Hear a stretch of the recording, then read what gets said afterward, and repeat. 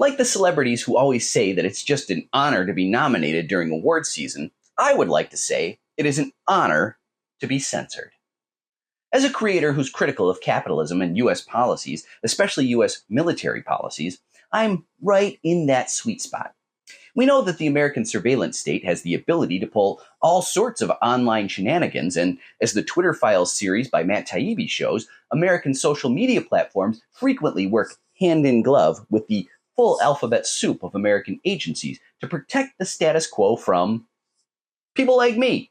Back on March 19th, I did a post about my experience posting videos on YouTube and Instagram. In that video, I showed how posts that got over 100,000 views on TikTok would get maybe single digits on the American platforms. I've noticed some other weirdness since. On YouTube, people tell me they can't find my page. Commenters complain that their comments disappear. People who subscribe and want to see my posts can't find them in their feed. They have to visit my profile page to find recent posts. I am frequently not notified when comments come in.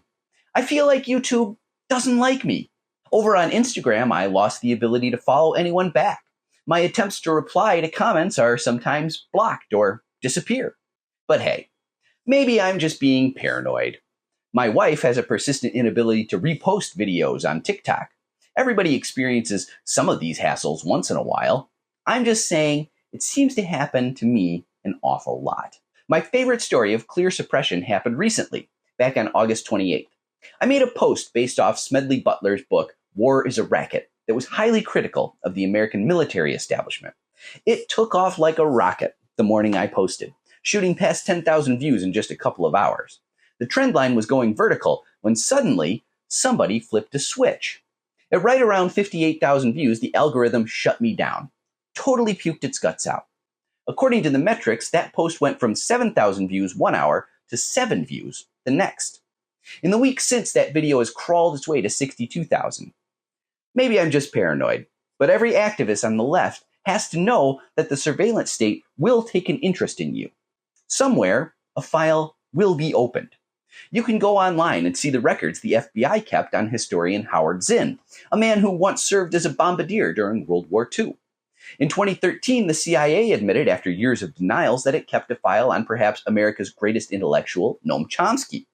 Now, the CIA is specifically prohibited by law from collecting information about the domestic activities of Americans, and yet they do it anyway. That's because criticizing the establishment from the left is considered a threat to the establishment. And threats to the establishment are considered a threat to the nation, because the establishment considers their interests to be the national interest. American law enforcement and spy agencies reflect these attitudes. But again, maybe I'm just paranoid. Take this for whatever it's worth.